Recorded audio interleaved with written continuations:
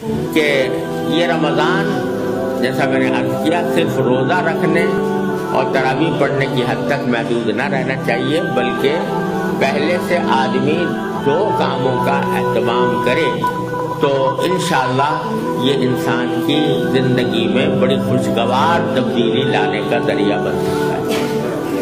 2 باتیں۔ ایک بات یہ کہ اس رمضان کے مہینے میں اس بات کا تو پکا عزم کر لے انسان کہ اس پورے مہینے میں انشاءاللہ کوئی گناہ نہیں کروں، ورنہ آپ سوچئے کہ رمضان کے مہینے میں آدمی نے اللہ تعالیٰ کے حکم کی خاطر کھانا چھوڑ دیا، پانی چھوڑ دیا۔ کھانا حلال تھا کہ حرام تھا؟ حلال تھا، مگر حلال کو بھی چھوڑ دیا۔ پانی پینا حلال تھا کہ حرام تھا؟ حلال تھا، مگر اللہ کے لیے چھوڑ دیا۔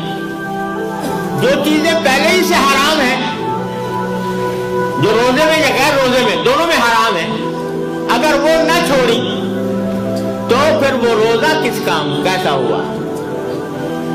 مطلب جھوٹ بولنا حرام تھا، جھوٹ بولنا روزے میں نہ چھوڑا۔ غیبت کرنا حرام تھا، غیبت کرنا روزے میں نہ چھوڑا۔ کسی کے اوپر نامحرم پر لذت لینے کی نگاہ غرض سے نگاہ ڈالنا حرام تھا، وہ نہ چھوڑا۔ کسی کو لڑائی کرنا، جھگڑا کرنا، دوسرے کو تکلیف پہنچانا عام حالات میں بھی حرام تھا، وہ نہ چھوڑا۔